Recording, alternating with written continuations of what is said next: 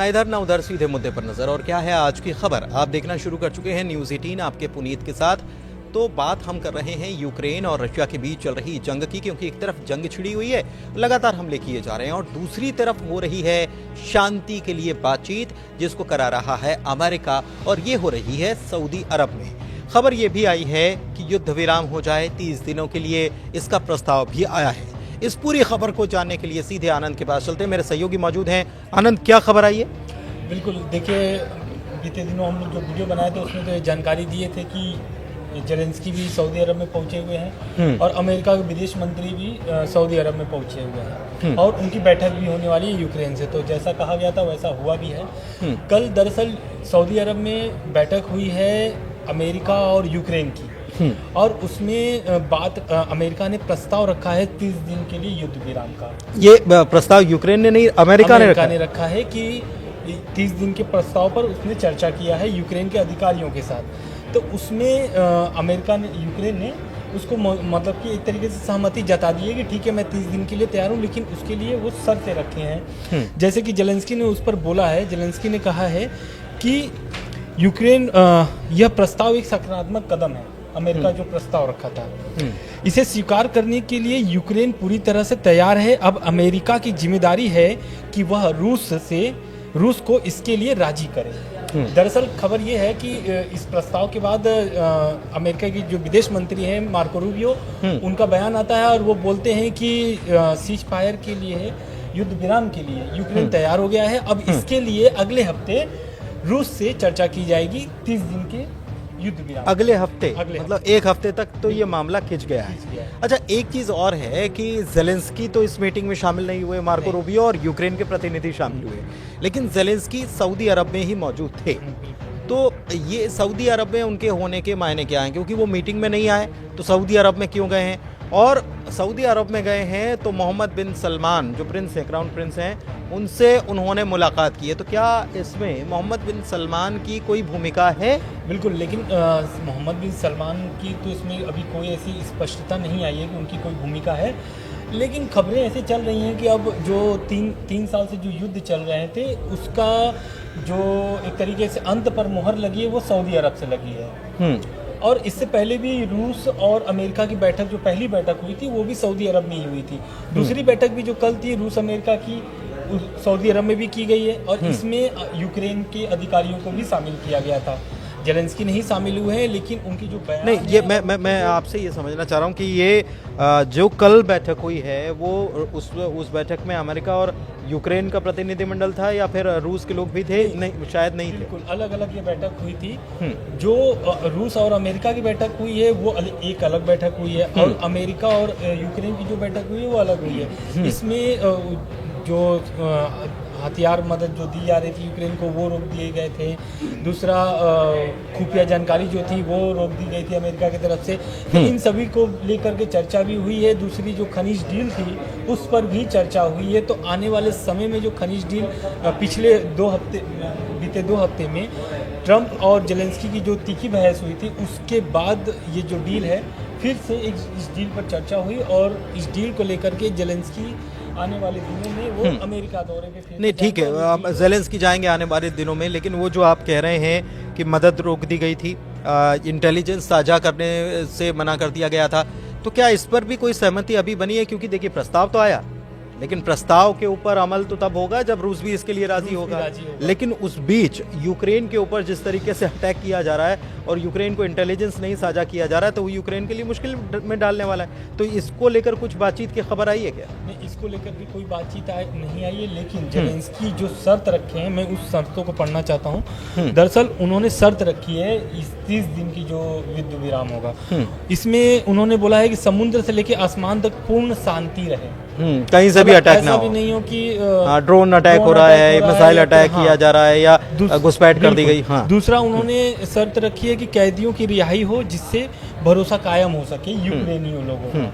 तीसरा उन्होंने रखा है कि जो रूस में मौजूदा यूक्रेनी बच्चे हैं उनको यूक्रेन वापस भेजा जाए। तीसरी उनकी जो शर्तें हैं वो एक तरीके से शर्त कह लीजिए, या फिर जो अमेरिका मदद जो भेज रही थी, या फिर मतलब कि गुहार कह लीजिए।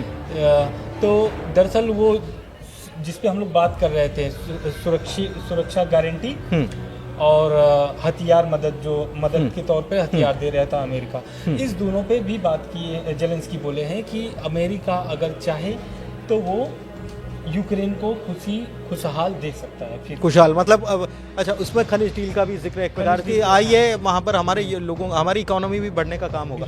तो ये एक अच्छा, इसको अगर हम ऐसे समझें कि यूक्रेन, ये प्रस्ताव अमेरिका ने रखा और यूक्रेन ने इस पर सहमति जताई, तो ये शर्तें जो हैं, इन शर्तों पर अमेरिका भी एक प्रकार से राजी तो है। बिल्कुल, अमेरिका के लिए जो शर्तें हैं, यानी कि आने वाले वक्त में हो सकता है कि अगर रशिया राजी हो जाए तो इंटेलिजेंस भी साझा होगा और हथियार की तो शायद, अगर युद्ध विराम हो जाएगा तो हथियार की तो ज़रूरत पड़ेगी नहीं। लेकिन अभी रशिया की तरफ से गेम बाकी है, वो अगले हफ्ते मीटिंग होगी। अगले हफ्ते मीटिंग होगी। एक चीज़ मैं आपसे समझना चाह रहा हूँ कि ये कहा गया था कि मीटिंग जब होगी तो इसमें रशिया भी होगा, यूक्रेन भी होगा, अमेरिका इसमें मध्यस्थता करेगा, लेकिन ये अलग अलग मीटिंग हुई। ये अलग अलग मीटिंग के मायने क्या है, क्यों अलग अलग मीटिंग हुई है? देखिए, पहले जो बैठक हुई थी रूस और अमेरिका की, तो उसमें जेलेंस्की का बयान आया था, यूक्रेन के मंत्रालय की तरफ से बयान आया था कि इसमें यूक्रेन को शामिल नहीं किया जा रहा है। शांति वार्ता जब होगी तो कम से कम यूक्रेन को तो शामिल करिए, जो दो पक्ष लड़ रहे हैं आपस में उसमें एक ही पक्ष को आप शामिल कर। लेकिन इसमें भी ये सऊदी अरब में जो हो रहा है, इसमें भी आप अलग अलग पक्षों से बातचीत कर रहे हैं ना, रखें। और जो रूबियो का बयान है वो उस बयान को दर्शाता है, यानी वो खुद बोल रहे हैं कि इस पर रूस से अगले हफ्ते चर्चा होगी। तो वो रूस से तो मीटिंग करेंगे, फिर से रूस से अकेले में ही मीटिंग करेंगे। ऐसा नहीं है कि यूक्रेन को एक ही टेबल पे ला करके बैठा नहीं। तो फिर आने वाले दिनों में जब ये चर्चा हो जाएगी तो उसके बाद क्या ये संभावना बनती है कि रूस अमेरिका के साथ साथ यूक्रेन का प्रतिनिधिमंडल भी हो अगली कोई मीटिंग में, इसके बाद वाली मीटिंग में? बिल्कुल हो सकते हैं, लेकिन जो रूबियो का बयान दर्शाता है और जो कल वो बयान दिए थे बैठक के पहले कि 2014 वाला जो बॉर्डर की बात हो रही थी, तो क्या यूक्रेन उसके लिए तैयार हो गया है?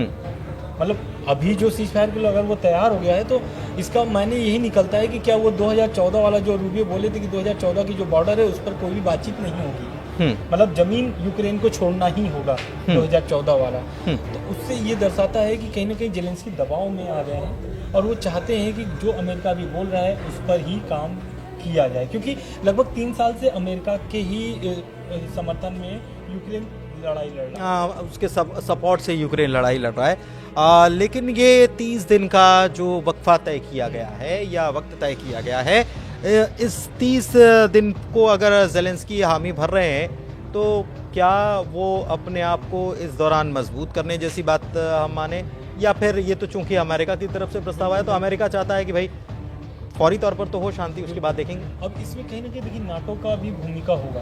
अगर वो 30 दिन के लिए युद्ध विराम चाह रहे हैं, जेलेंस्की चाह रहे हैं, अमेरिका के प्रस्ताव पर वो मोहर लगा दिए हैं, तो कहीं ना कहीं इसमें नाटो की भूमिका होगी। नाटो में रूस, फ्रांस प्रमुख तौर पर होंगे, क्योंकि इसके पहले वो दौरे पे ब्रिटेन और फ्रांस, ब्रिटेन और फ्रांस, और इसके पहले वो लंदन में भी जा चुके हैं और सभी नेताओं से नाटो के जो मतलब अमेरिका की बातचीत अंदर ही अंदर नाटो के या यूरोपियन देशों से भी चल रही होगी, ब्रिटेन से भी चल रही होगी सहमति, या ये कह सकते हैं कि कॉन्फिडेंस में तो लिया ही जा रहा होगा, ये माना जा सकता है। बहरहाल कुल मिलाकर अब गेंद जो है ये, या कह लीजिए कि अगला गेम जो है ये रशिया और अमेरिका के बीच तय होने वाला है कि आगे क्या होने वाला है। क्या रशिया इसके लिए तैयार होता है, और अगले हफ्ते है तो चूंकि 1 हफ्ते का वक्त है, इस दौरान क्या हमले और तेज़ होते हैं, अटैक और बढ़ते हैं, ये देखने वाली बात होगी। फिलहाल तो अटैक दोनों तरफ से खूब जोरदार हो रहे हैं, तो युद्ध का मैदान खूब बम धमाकों से गूंज रहा है, ड्रोन अटैक हो रहे हैं, मिसाइलें छोड़ी जा रही हैं, सैनिक भी हमला कर रहे हैं, सुरंग के जरिए, पाइपलाइन के जरिए भी वो अटैक कर रहे हैं। लेकिन इस बीच शांति के लिए बातचीत भी अमेरिका की तरफ से की जा रही है। अपडेट के लिए देखते रहिए न्यूज़ 18 मध्य प्रदेश छत्तीसगढ़ का यूट्यूब पेज। फिलहाल के लिए दीजिए इजाज़त। आपको वीडियो कैसा लगा ये ज़रूर बताइए कमेंट के माध्यम से, जानकारी कैसी लगी, और साथ ही साथ इस वीडियो को लाइक कीजिए, शेयर कीजिए, चैनल सब्सक्राइब कीजिए। धन्यवाद।